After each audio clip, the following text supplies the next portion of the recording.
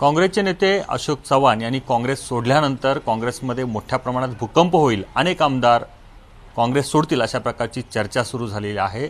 या चर्चेमध्ये अनेकांची नावे येतात, त्यापैकीच कुणाल पाटील आमदारांचं देखील नाव येत आहे। ते आपल्यासोबत आहेत, आपण त्यांच्याशी बोलूयात। मला सांगा की तुमचं नाव येत आहे, काय सांगाल, काय स्पष्टीकरण? नावाचा उगम कुठून आला आहे ते काही मला कळत नाही, परंतु जी काही आता ह्या बातम्या चालू आहेत याच्यामध्ये काही तथ्य मला दिसत नाही।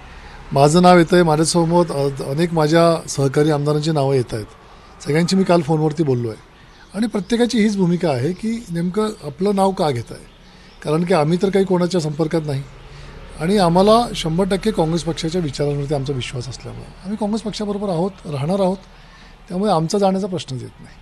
पण अशोक चव्हाण यांच्या सुद्धा अनेक पिढ्या काँग्रेसमध्ये गेल्या, 2 वेळेला मुख्यमंत्रीपदाची शपथ घेतली, त्यानंतर पद भूषवलं, तरी देखील त्यांनी कांग्रेस छोड़ी। और तुम्ही सुद्धा कांग्रेस। अमृत नोनी आर्थो प्लस, ये एक प्रूवन फॉर्मूला है। इसमें मौजूद नोनी फल के गुण और आयुर्वेदिक जड़ी बूटियां शरीर को जरूरी पोषक तत्व देने के साथ साथ हड्डियों और जोड़ों के घिसने, उनमें होने वाले सूजन और दर्द को रोकने में मदद करता है। दर्द मुक्त जीवन के लिए अमृत नोनी आर्थो प्लस। घराणं तुमचं जे आहे ते एकनिष्ठ आहे, एकनिष्ठ असताना देखील अशा प्रकारची चर्चा होणं तुमच्यासारख्या व्यक्तीला किती दुःखद आहे?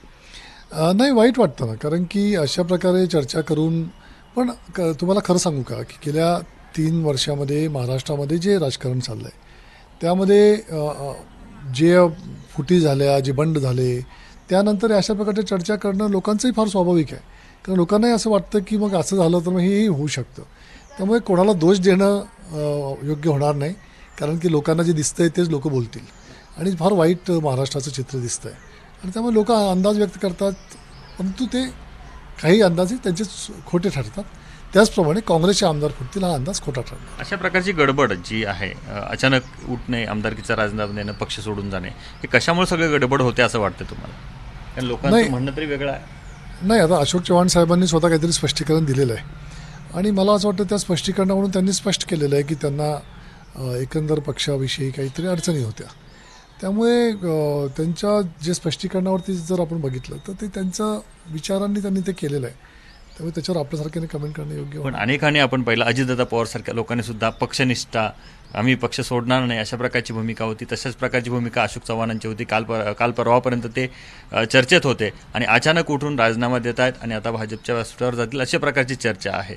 मग तुम्ही सुद्धा आता म्हणता की मी काँग्रेससोबत आहे, एकनिष्ठ आहे, लोकांनी तुमच्यावर विश्वास ठेवावा, हा लोकांचा प्रश्न म्हणून विचारतो।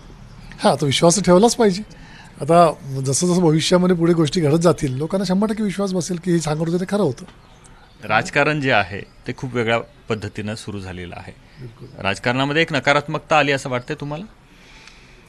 मला असं वाटतं की हा एक फेज आहे आणि ह्या फेजमधून कधी ना कधीतरी या महाराष्ट्राच्या राजकारणाला जायचं होतं आणि अशा अनेक वेळा फेज आले असतील। काँग्रेस पक्षाने अशा घटना अनेक वेळा बघितल्या। काँग्रेस पक्ष बऱ्याच वेळा फुटला, उभी फूट काँग्रेस पक्षामध्ये पडली, पण काँग्रेस संपली नाही आणि त्यामुळे मला असं वाटतं की हाही एक फेज आहे, हाही निघून जाईल, पुन्हा एकदा काँग्रेस पक्ष उभा। काँग्रेस एकनिष्ठ आहे, एकनिष्ठच राहील या पुढे, किंवा अशाच प्रकारे ताकद त्याची वाढत राहील असं वाटतं? काँग्रेस पक्षाची ताकद नक्कीच वाढणार आहे, कारण काँग्रेसला विचारांवरती विश्वास ठेवणारा फार मोठा एक वर्ग मतदार आहे की जो काँग्रेसच्या विचारांनी चालतो आणि त्यांना आवडतं की काँग्रेस मजबूत झाली पाहिजे आणि त्यामुळे मला असं वाटतं ती जी मतदाराची संख्या आहे ती काँग्रेसला संपू देणार नाही। शेवटचा प्रश्न, या दरम्यान तुम्हाला काँग्रेस पक्ष सोडाने आमच्याकडे या अशा प्रकारचा काही संपर्क झालेला होता का? अशा प्रकारच्या काही ऑफर्स आल्या होत्या? मला अशी कोणत्याही प्रकारची ऑफर नाही, त्यामुळे तो विषयच नाही।